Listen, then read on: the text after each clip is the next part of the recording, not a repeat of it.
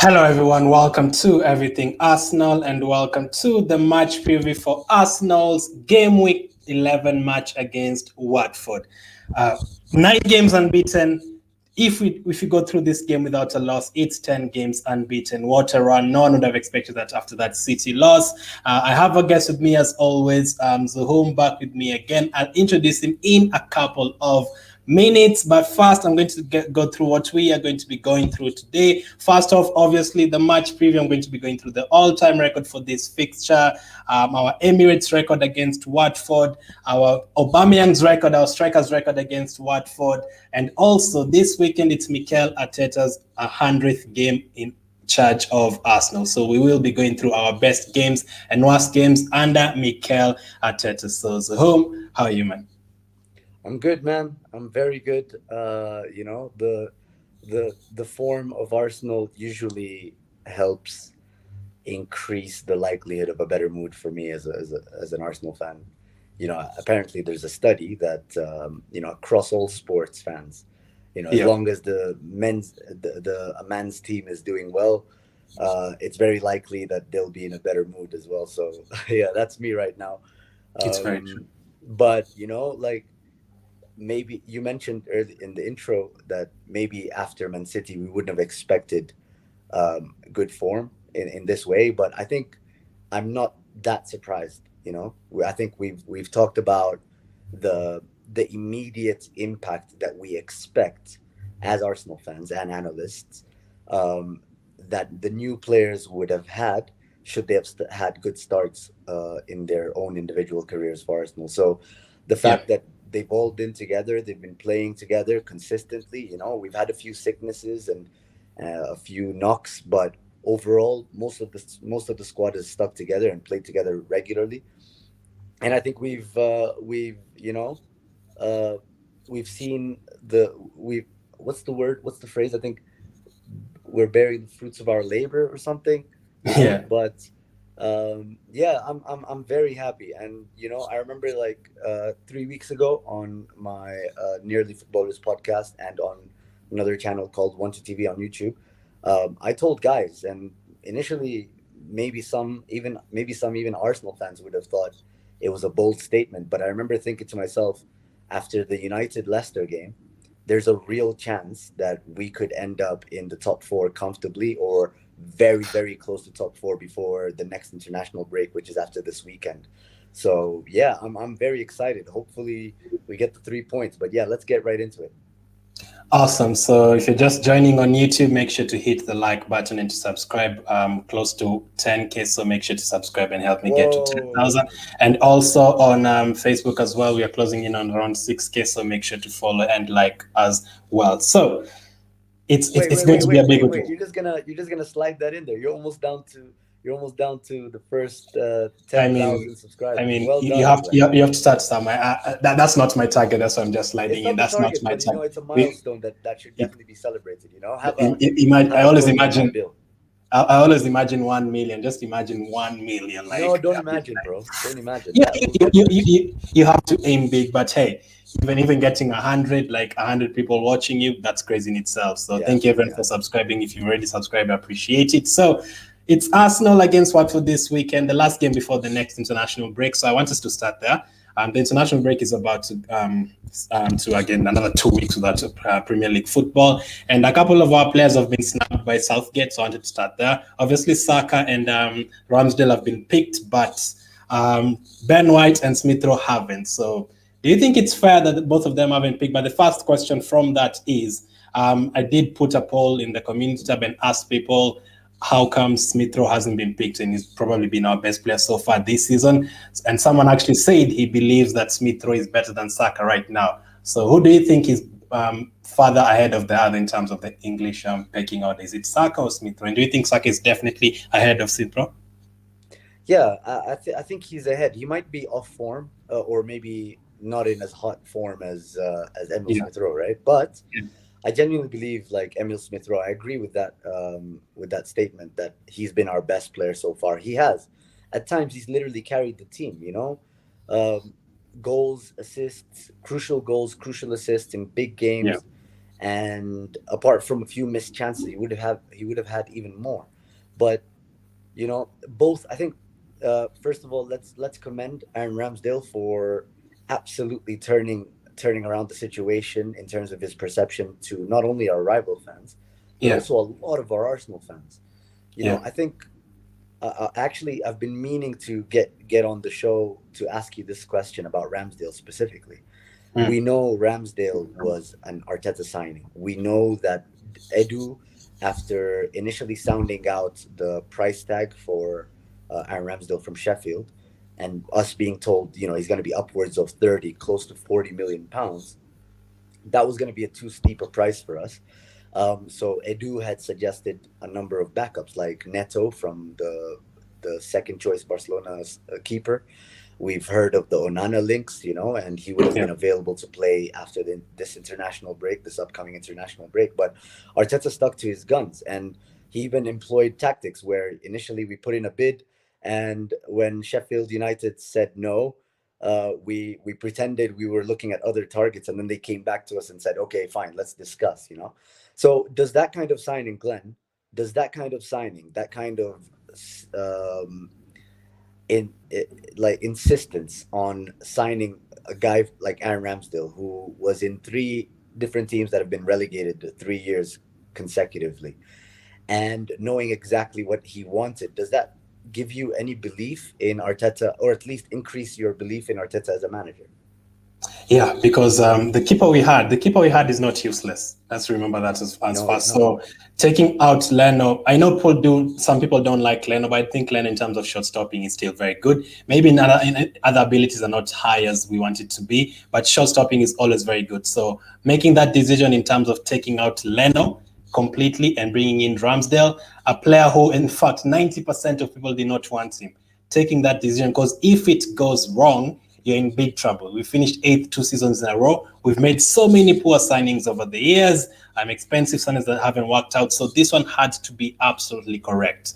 And I'm pretty sure it's easier for him now that Ramsdale is really performing. And also the second call of actually taking Leno out of the team and bringing Ramsdale in, that definitely has to give you a bit of confidence, because our signings over the years have been really, really terrible. So seeing someone like that signing a Ramsdale from Sheffield United, who was at Bournemouth before, I think Bristol or something before that, and actually working out for us until now, very young goalkeeper, decreasing the age average in the team, and actually working for you, I definitely have to credit that. You have to credit that. And to be fair, they did say him and Edu before the Norwich game or something, that our new signings haven't played, which was true.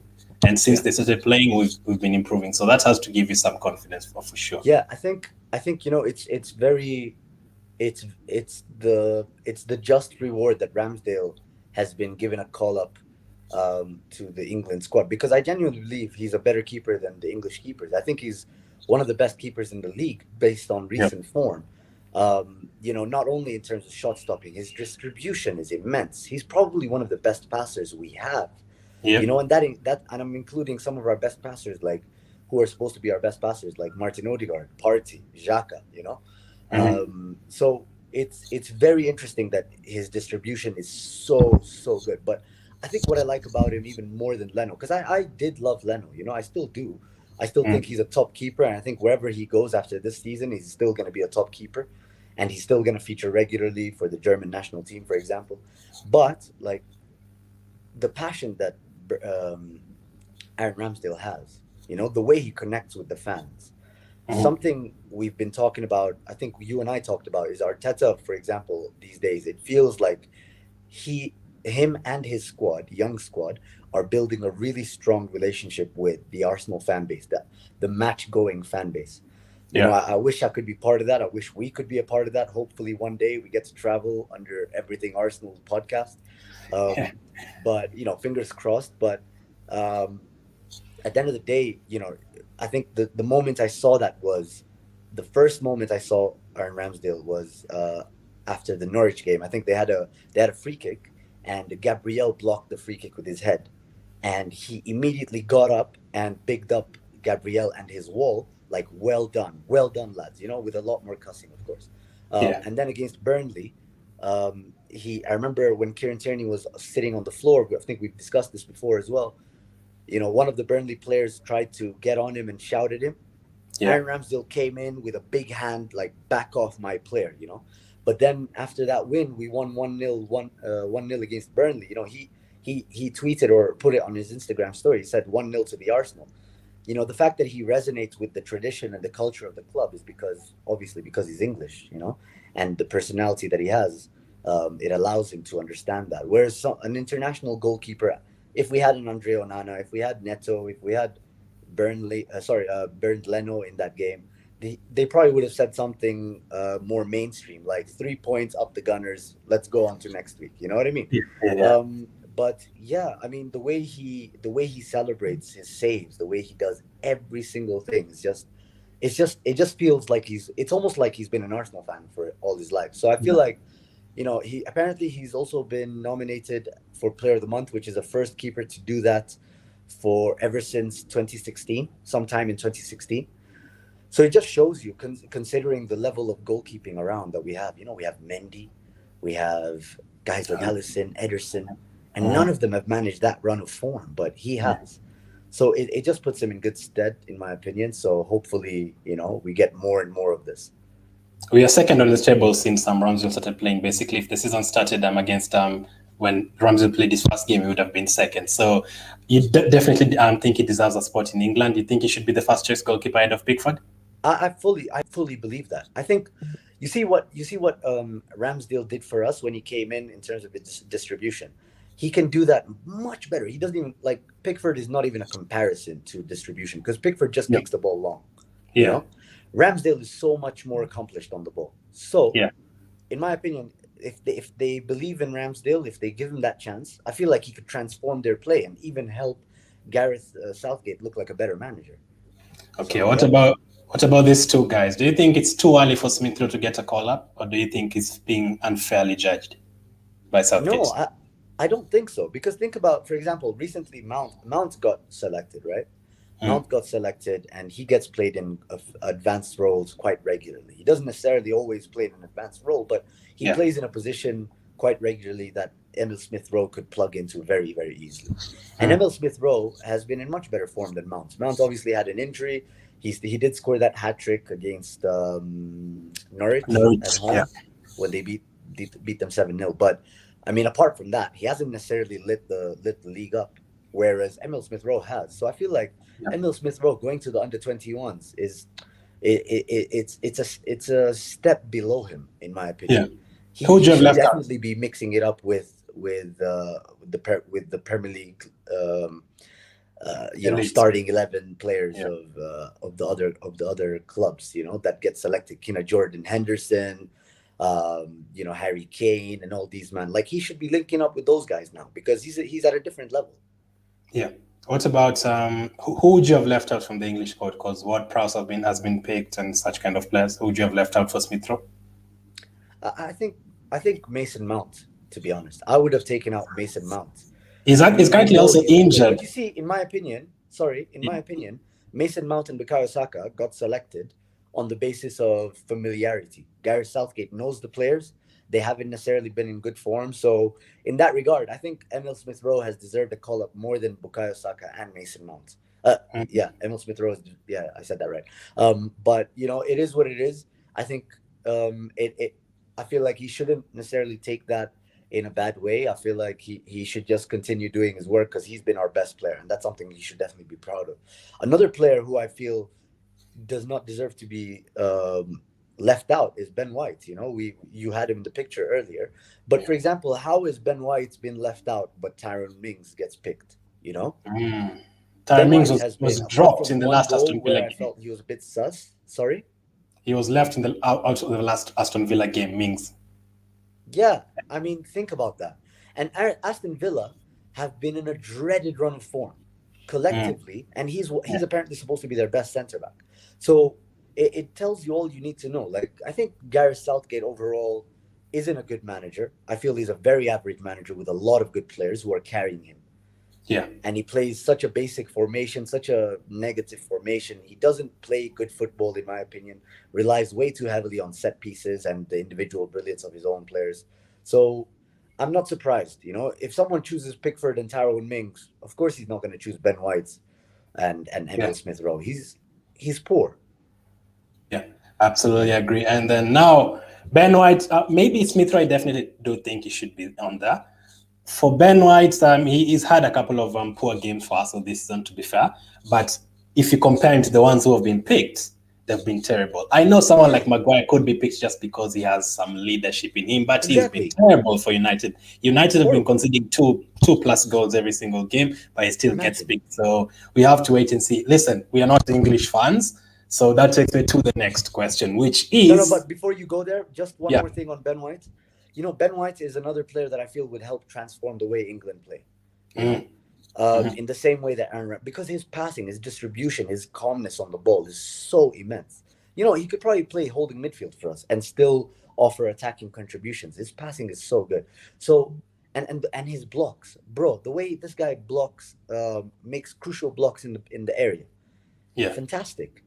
So I just think it's disgusting. It's a bit criminal that someone like Harry Maguire, someone like Tyrone Mings, they get picked ahead of some, you know, Rolls Royce Ben White. You know what I mean? So whatever. So being Arsenal fans and not English fans, is there a part of you that's like, you know what, if he doesn't get picked, at least he gets to rest for 2 weeks. That's fine. Yeah. Is there a part of you that's like that?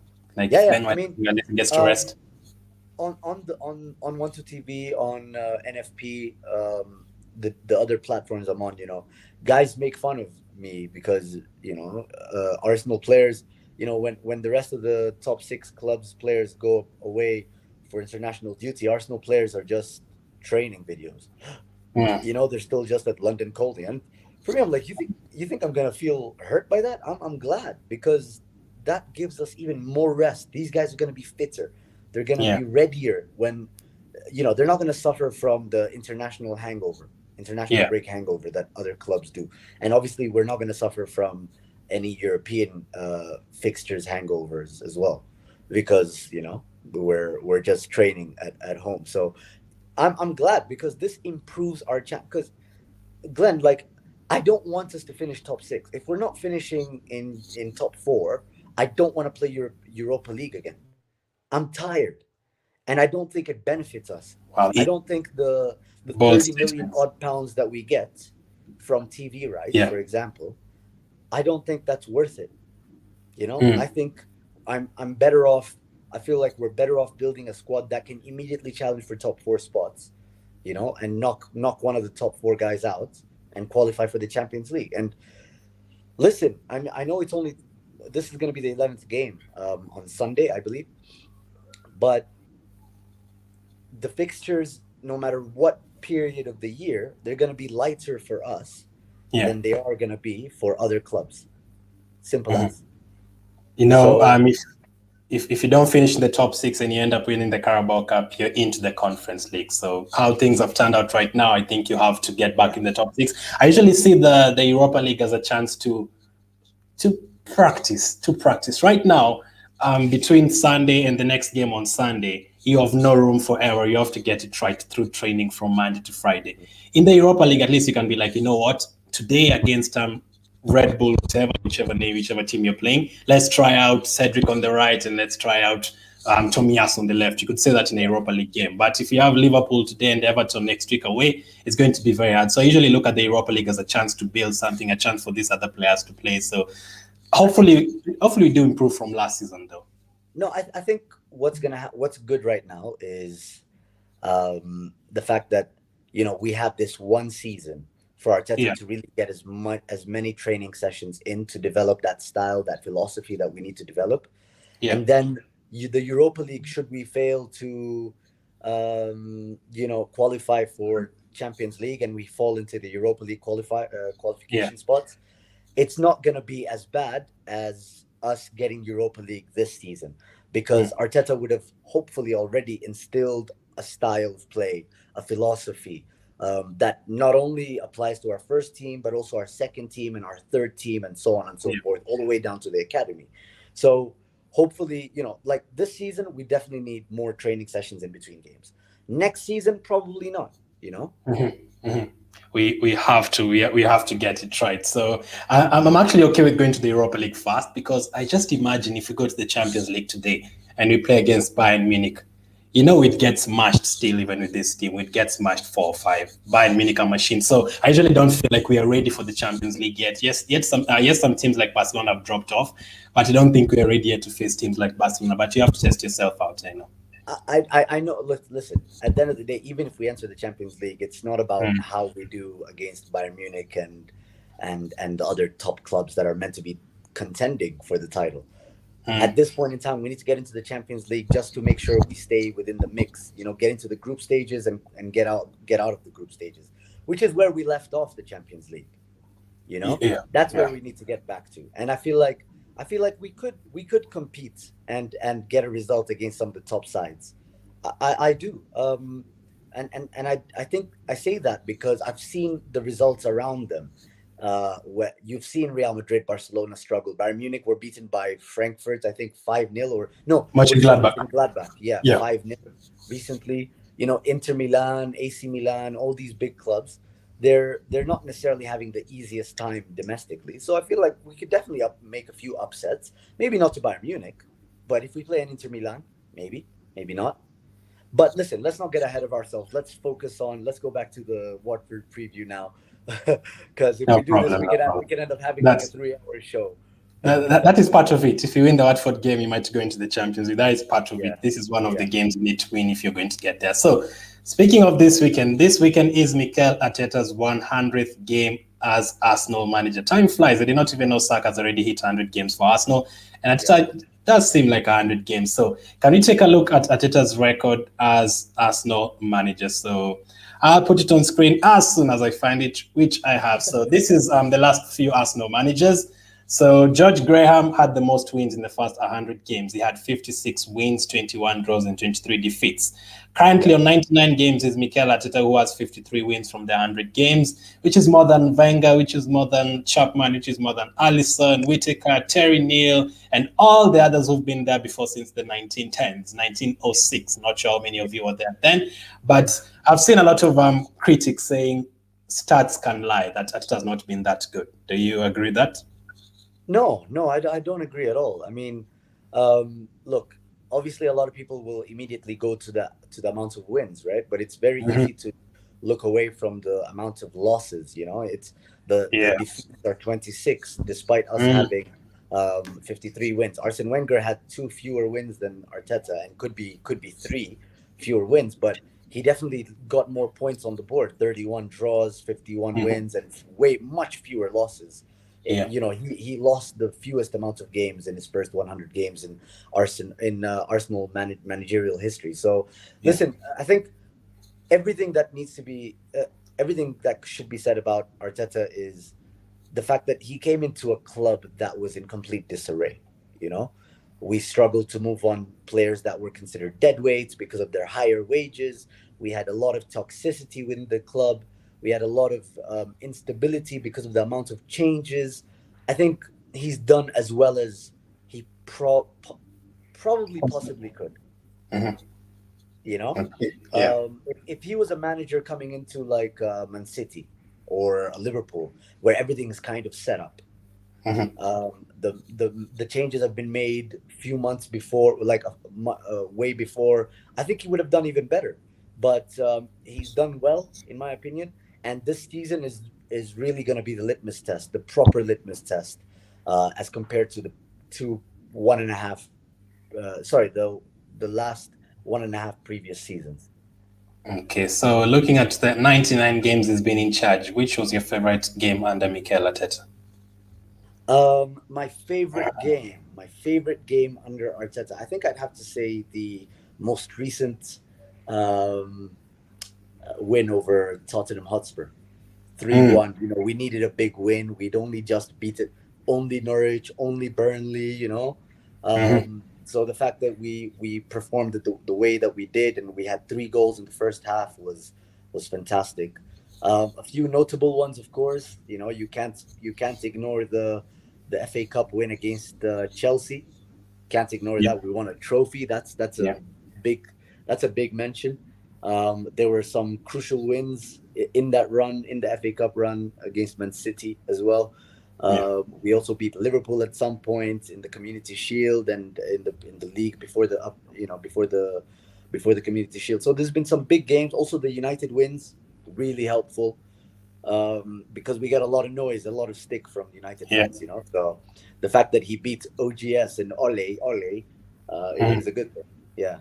I mean, I know the FA Cup was really nice. Seeing how he smiled on that day, how everyone was so happy Aubameyang dropped the trophy, that was very good. But I don't think you can beat this. Let us know in the comment section which was your best game under Mikel Arteta. Because for me, it has to be that one. So it has to be that one. I've supported Arsenal since 2004. That's around 17 years. And in that time, this was only our third win at Old Trafford. I don't think I've ever missed watching a Man United Arsenal game at all. And we've seen some horrible times in that stadium. There was one win when Adebayo scored, I think 2007, we beat them 1-0. That was the last time.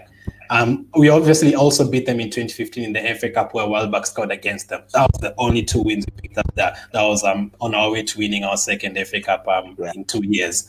But this was also so big, seeing us like keeping a clean sheet as well. It was like our guys growing up from babies to becoming grown men. Like we are now having grown men in the team. Thomas Partey, Gabriel, those kind of players were a mainstay in the team for us to win those kind of games. So I was really happy to see that. And obviously Chelsea away as well. Those were very, very good as well. We've not won in those stadiums since 2006 and 2011. 2006. So it's mad. It's mad. What about the worst results though? There's also a down. As you say, there are 20 defeats there. Man, I think there's more recently the 5-0 loss to Man City. There was the 2-1 loss to Jose Mourinho in the Tottenham, the North London derby away from home, where Lacazette scored that banger, but we still lost. Yeah, lockdown season. Yeah, long season. There were the Liverpool defeats where we really felt helpless. We couldn't do anything.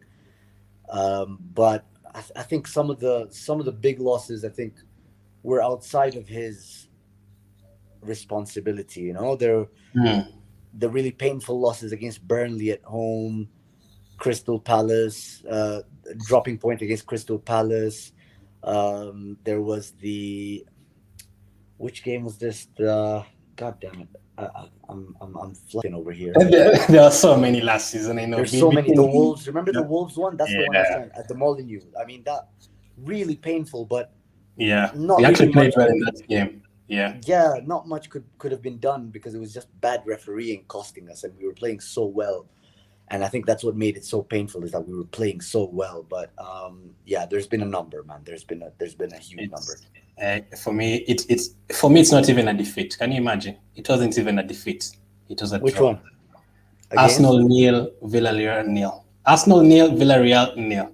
You have no idea how painful that game was. We were just seeing the clock tick. No chances at all, not creating any chances, knowing we were going out of the Europa League, no European football next season. I knew ARTETA out was going to come now after that game. That was a very painful game to watch. And it was actually very good for us that they went on to win the trophy, because if United went on to win that trophy, it would have been more painful.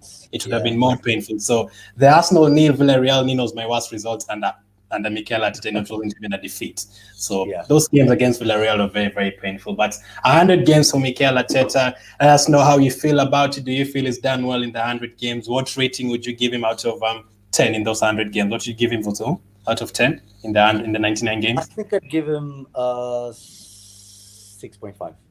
6.5. Fair. Because he won a trophy, but there was a couple of terrible runs in the Premier League. This season he has picked up horrible runs, so let's see how it goes. So let us know in the comment section. Let's get to Arsenal against Watford now. All-time record. I don't know how much Zohum believes in the all-time records. I'll ask him about that. But in terms of all-time record, we've beaten Watford 18 times. They've beaten us 12 times. And that's not 12 draws. I apologize. That is 2 draws. That is supposed to be 2 draws. So we've won 18 games, 12 wins, and 2 draws. So do you believe in all-time record? Do you usually follow such stuff, or do you just take the games as it comes by? No, I only look at them when it matters against the big teams, because then obviously, you have something to banter the other clubs about. We've won more games than you guys have won more games against us. So what are you chatting for? But I think when it comes to the smaller sides, you never know, what team you're going to face. I mean, Watford, we haven't played them, I think, in 2 years. Yeah. If I'm not mistaken. Yeah. Yeah. So it's a completely different side, in my opinion. There's a number of players there that I do not recognize, and I haven't really watched many Watford games, but I've seen some big results from them. So obviously they have a legendary manager in Claudio Ranieri. So it's gonna be interesting to see how Arsenal handle this, because this Arsenal side has shown that it can be complacent against a team like Watford after getting some big results against Leicester City, Tottenham, Aston Villa. So I'm just hoping the right Arsenal shows up. Do you think it's a good time to face Watford? Obviously, Ranieri's fourth game now. He lost the first one to Liverpool 5-0. He beat Everton in the second one 5-2, and then lost last week at home to Southampton 1-0. Do you think it's a good time to face them, or do you prefer to face them later on? Or No, I think this is the best time. I saw the highlights for the Watford Southampton game, and Southampton should have won by more goals. So I feel like Southampton, they're not going to create as many chances as we do, and I feel like we have better strikers. Che Adams doesn't compare to Aubameyang or Lacazette. So I feel like we have everything to in our arsenal to really thump them. Give them a proper beating, 3-4-0 up, because we really need to get our goal difference up. That was going to be my next question. Are you happy with the 1-0 win in this game, or do you want it to be 3-4 goals? No, I need it to be more than 3 goals. It needs to be at least 4, and a clean sheet. Improve the defensive record, especially considering how we conceded quite a number of chances against Leicester. But although it won't be too surprising, because Leicester have a lot of talent in their team, Leicester are going to create a lot of chances against any team, in my opinion. So the fact that we held the clean sheets is a good thing. But, I don't want to see us conceding any more chances against Watford. Minimize the amount of chances that those guys can get. Because a lot of the times with these small teams, man, 4 or 5 passes, they're in. And they create a chance against an old Arsenal. But this time out, hopefully we can see them out comfortably, and the players don't get any injuries, and we just go into the international break healthy, Okay, let me read for you guys the away results for Watford this season. They lost 2-0 to Brighton in their first away game of the season. They then went to Tottenham and lost by 1-0. They then went to Norwich and won 3-1. I remember that game because a week before we had just beaten Norwich by 1-0, and we were like, how can Watford score 3 goals against them? They also went to Leeds and lost again 1-0. Did not score in that one as well. And then they went to Everton and scored 5 goals within like 10 minutes and won the game by 5-2. So 3 losses and 2 wins for them. They've scored in 2 of those games, and they haven't scored in 3 of those games. So I totally understand what you're trying to say. We definitely need a couple of goals here, because the reason why, if we win this game, the reason why we are not fourth is because of the goal difference. That will be the reason why we are not fourth. And looking at our fixtures next up, Liverpool away, Everton away, United away, it's not going to be easy to improve our goal difference. So there's this certain guy called Pierre-Emerick Aubameyang. You usually don't see him getting mentioned these days. People prefer to mention Kane, Lukaku, Ronaldo, and all that. But he has scored in every single home game so far this season, apart from the Chelsea game where did he even play? I don't even remember. The Chelsea game in match week 2. But he actually has a decent record against Watford. As you can see, 6 goals and 2 assists in 5 games against Watford. Wow. 6 goals and 2 assists in 5 games against Watford. The only team where Aubameyang has scored more goals against is Burnley, where he has scored 7 goals against them. So again, they usually take notice of these records. They usually this guy has a good record against this team. I am going to play him. Yeah. So I feel like Aubameyang, we haven't even seen the best potential we could give him, because I feel it's been annoying. One of those annoying things. That you can just brush over, that Martin Odegaard hasn't had a good start to his permanent Arsenal career. And I feel like Martin Odegaard is the player to get the best out of Aubameyang, sliding in through those slide through passes to put him through on goal 1v1 where Aubameyang can be so dangerous. So I think there's been a very good partnership with the weird hybrid 4-4-2 that we play with him and Lacazette, but Lacazette has been in good form, and I feel like that's resulted in Aubameyang's good form, just as in previous times under Unai Emery. But yeah, I expect, I actually thought we were playing away, not at home. So are we actually playing at home? Yeah, we're actually playing at the Emirates, where we haven't lost since the Chelsea game. So that is good enough. And for Watford, speaking of home, thank you for bringing that up. We have played them 5 times at the Emirates Stadium. We have won 4 of those games. Watford has only won once. I remember, if you do follow Ty of AFTV, that was the famous game where he said we lost because it was raining. That's the only time we lost to Watford at home. And then we have actually scored 13 goals in those 5 games. So it's looking good. Let's hope that we actually do add some goals in this game. So again, the thing is, Glenn, looking at what's happening around us, I think we're joint 5th with Man United because of goal difference, separated only by goal difference. Yeah, sure. I'll bring that up for you. There it is. Yeah. And West Ham is above us. So West Ham play Liverpool and Man City play Manchester United. So there's a real chance for us to make an even, stronger claim for that top 4 position by the end of the weekend.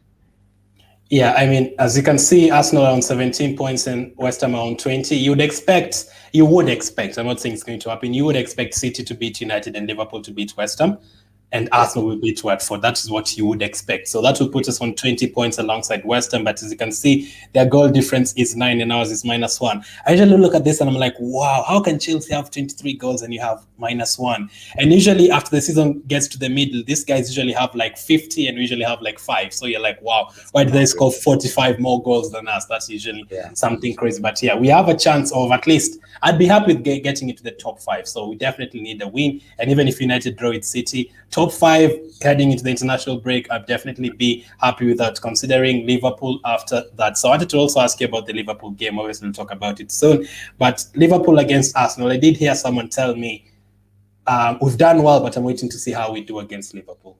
Are you really looking at that game in terms of, let's see how Arteta does in this game, let's judge him in this game? Or are you like, no, Liverpool beats everyone, let's not judge him for the Liverpool game? Or do you want to see a performance in that game? Because we've lost 5-1, 4-0, 3-0, 3-1 at Anfield over the years. We even lost when we drew 5-5, we still lost that game. Yeah.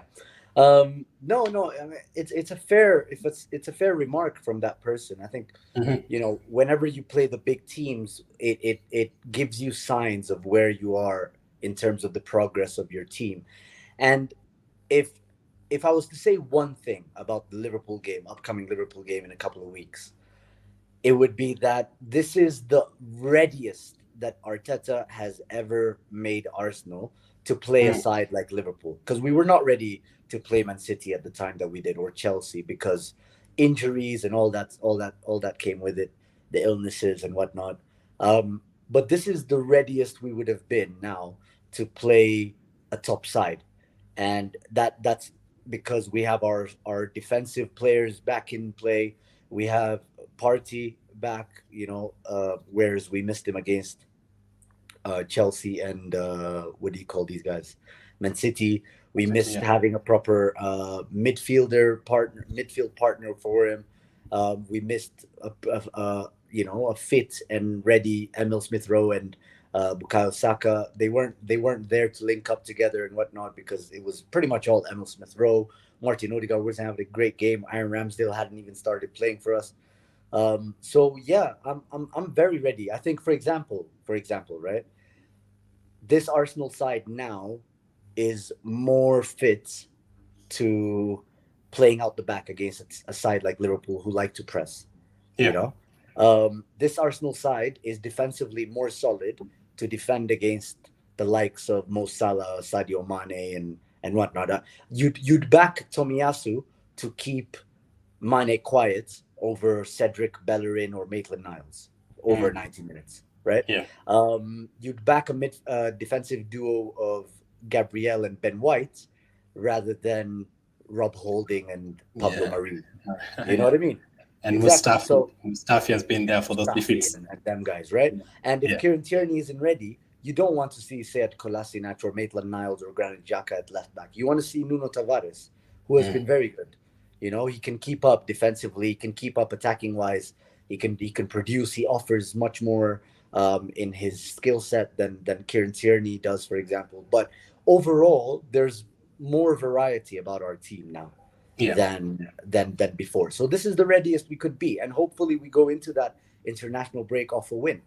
So we come back, and Liverpool could get a bad result. You never know. West Ham is a tough opposition, but and the thing is, you know, a lot of these guys, their players come back with international break. You know, like they come back with an international break hangover, whereas most of our players are going to be fit. So hopefully this will be a good time to play Liverpool.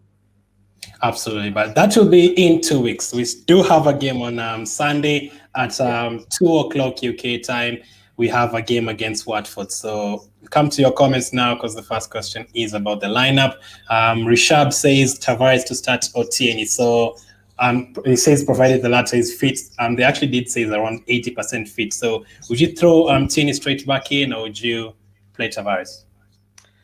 I'd stick to Tavares because I don't believe Tierney should ever start unless he's 100% fit because of his injury issues. And there's no need to risk him because this isn't a make or break game right now. It is an important game because obviously all 3 points are important, right? But we've managed 3 points against Leicester with Tavares, and he's been very good. So I'd reward Tavares for the sake of meritocracy. Something that, you know, United fans are hating on OGS for because he seems to favor players. But I wouldn't be surprised, and I wouldn't necessarily be angry or disappointed if Kieran Tierney starts. I'd just be slightly worried about his fitness and whether he can actually compete for 90 minutes. Maybe give him 60 minutes. I don't know. And then Tavares can come on once we've secured the win with a few goals. So yeah, I think I wouldn't mind either or, but Kieran Tierney is still our best left back, despite anything else. So yeah. Okay, he also asked Odegaard to start. Whom should he replace? Just give us the answer to that, and then we'll go through the full lineup. No, Odegaard doesn't deserve to start. He has to show more, even when he comes on as a sub. And against Leicester, he didn't show enough as a sub. So yeah. I mean, I thought this was like kind of the games where you need to start him at home to Watford for the creativity said about AUBAMEYANG, but we have to wait and see. So the starting lineup, which I had predicted, was that one on screen right now. So let me know which changes you'd make.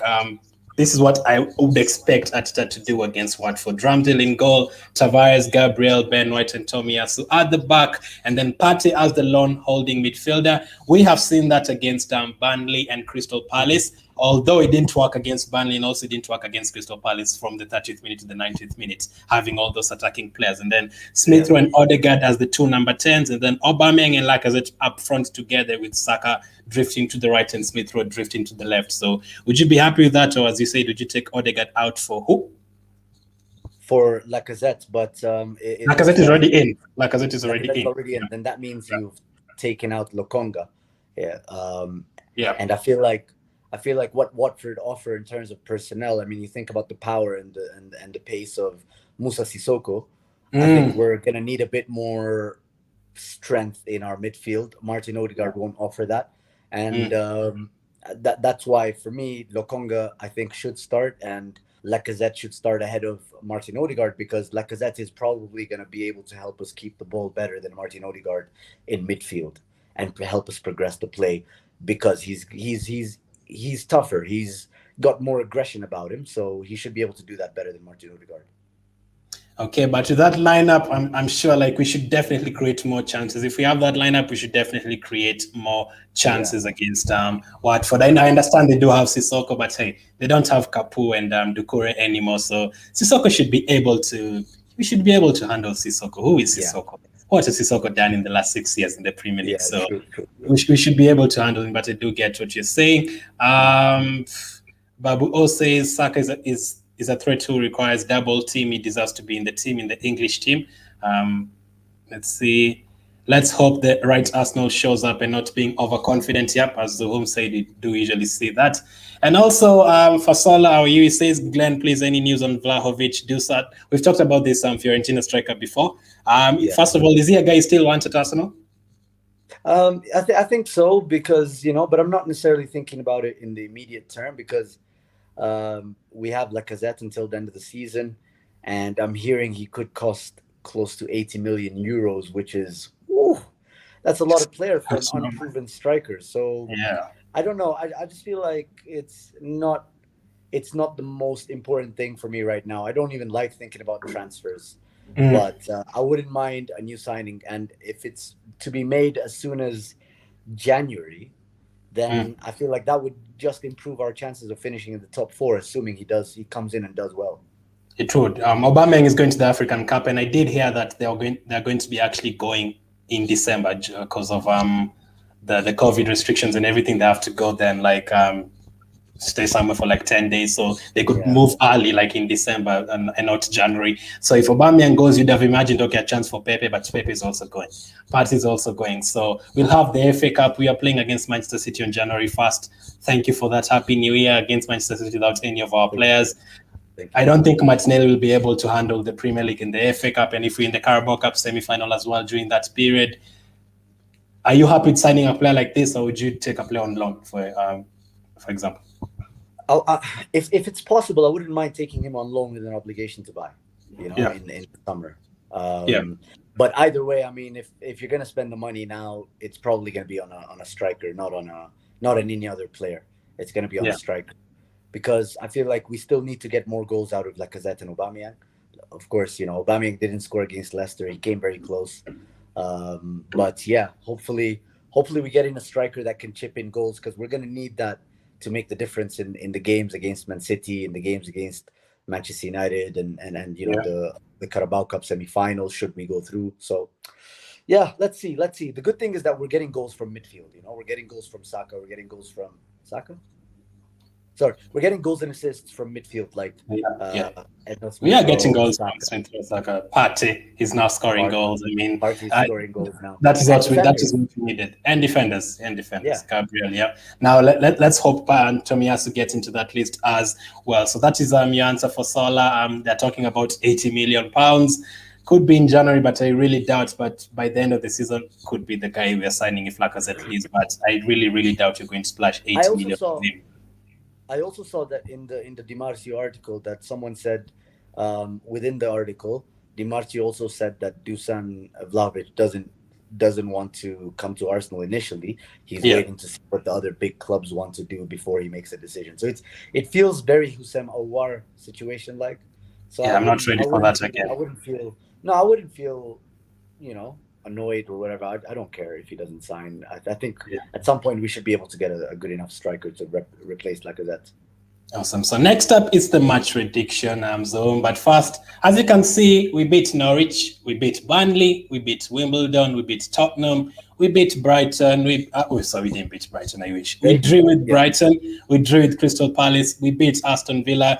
We beat Leeds. We beat Leicester. As I was going on there, I was just getting used to Arsenal winning. That's why I said Brighton win as well. I'm just getting used to Arsenal winning. So that is 7 wins and 2 draws in the last 9 games. Some really good wins there. Leicester away.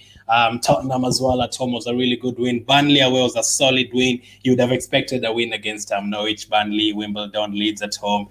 Crystal Palace lucky to get the draw, but looking at those results, 9 games unbeaten, what is your match prediction for Arsenal against Watford? I just want to state before I go into my match prediction, the Crystal Palace Brighton and Hove Albion game. I was more annoyed by the Crystal Palace game because we played so poorly. But then looking back now, I think there's something to be said about the level of competition that's in the Premier League. Crystal Palace recently beat Manchester City at home. With a clean sheet. Away from home, exactly. And more recently, actually during the same match day, Brighton managed a score draw, 2-2 versus Liverpool at Anfield. So, I always expected... I always expected that, it wouldn't be a surprise if we dropped points against Brighton away from home because they're a tough opposition. But Yeah. Crystal Palace at home, we need to make up for that by beating them away from home. So hopefully that'll happen when we meet them again. But in the Watford prediction, my prediction is a cheeky 3-0, 4-0. I expect a 4-0, but I wouldn't be surprised if it's only 3. 3-0. Goal scorers? I think Aubameyang is a shoo-in to get a goal. He does love Watford, as you mentioned, and I think that reminds me to change up my strikers. I think I should buy Aubameyang in my FPL. I think Emil Smith-Rowe is probably going to get on the score sheet, and I actually expect Saka to score as well. So the 2 young boys and Aubameyang. So I think they'll score. I think Sa, Dennis, Josh King, they're very quick. I mean, they'll get a counter from some, as you said, 2 or 3 balls, long balls, and they're in, and they're very quick. I do think they'll get a goal from somewhere, although I do trust our defense, but I do think they'll get a goal. So I'm going to go for 3-1 Arsenal. I'm going to go for a realistic prediction, 3-1 Arsenal. That could probably be the scoreline. I'm going to go for Aubameyang to score, Smith-Rowe to score, and Thomas Partey to score, probably from outside the box. Let's hope so. I mean, one day it has to go in. Maybe let's say this time is the time it's going to go in. Let's hope this is the time to go in. One day it has to go in. One day it definitely has to go in. So thank you very much, Zoom, for coming on the match preview. Nah, thank you so much for having me, man, as always. I really appreciate it. Thank you, everyone, for watching.